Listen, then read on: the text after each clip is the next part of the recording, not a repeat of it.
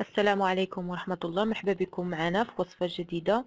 بالنسبة اللي غادي يزور القناة ديالنا لأول مرة فنقول له مرحبا بك معنا. الأكيد أنكم غادي تلقاو وصفات لذيذة اللي غتغنيو بها الطبخ ديالكم، ووصفات غتعجب الصغار والكبار. بالنسبه لاول اللي غيزور الصفحه ديالنا، كنتمنى انهم يشتركوا في القناه والضغط على زر تفعيل باش يوصلكم كل ما هو جديد.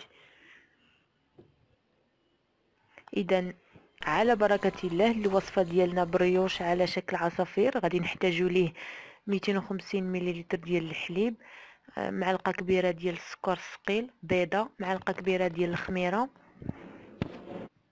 نص معلقه ديال الحا، نص كاس صغير ديال الزيت مائده تقريبا 50 غرام، ومعلقه صغيره ديال قشور البرتقال معسلين، ممكن نعوضوها بساشي ديال الفاني، ومعلقه كبيره ديال بودره الكريم باتيسير اختياريه.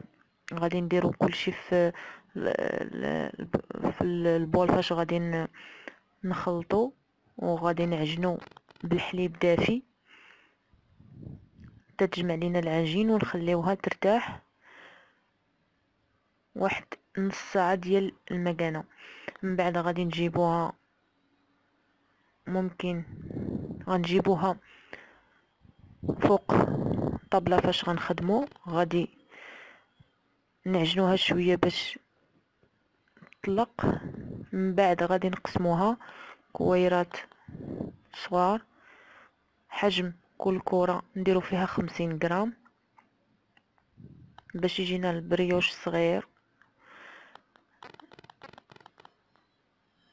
ممكن تنسموه باي حاجه بغيتو، ممكن حتى نديرو الحشوه اللي بغينا، مثلا العجينه ديال اللوز ولا الشوكولا، ولا ممكن نتفنوا فيه كما بغينا.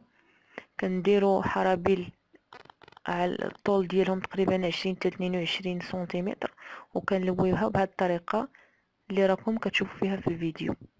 كنحاولوا نقدوها شويه، نقدوا ليها الراس والديل، وكنقطعوا الديل بالمقص،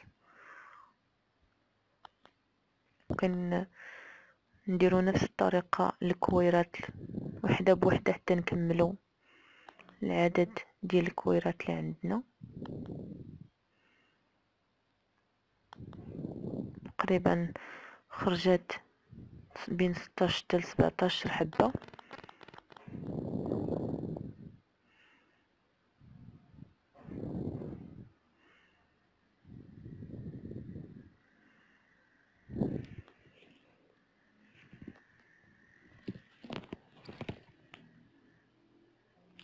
الطريقه راها سهله.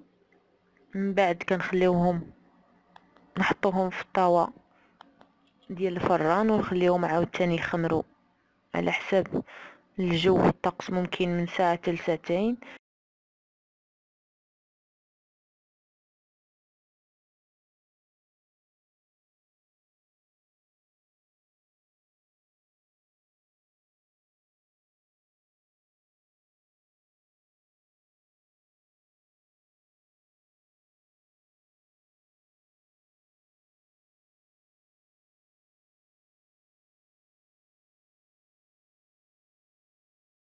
غادي نتقبوا ليهم العينين. انا درت القرنفل، ممكن تعوضوه بحبيبات ديال الشوكولا. كنتقبوا بالكردون من بعد باش يعطينا البلاصه فين غادي نخشيو القرنفل. ممكن نديرو حبيبات ديال الشوكولا، كندهنوهم باصفر البيض مخلط بشويه ديال الماء، وكندخلوهم الفران حتى يطيبوا، حتى يتحمروا على عافيه، ما تكونش مجهده باش ما يتحرقش لينا القشره الفوقانيه، كما كنطيبوا القرص ديالنا العادي. كنقدموهم بالصحه والراحه، وكنتمنى انكم ديروا جيم من الفيديو. مرحبا بالاستفسارات ديالكم والتعليقات ديالكم اسفل الفيديو، والى اللقاء في وصفه لاحقه ان شاء الله.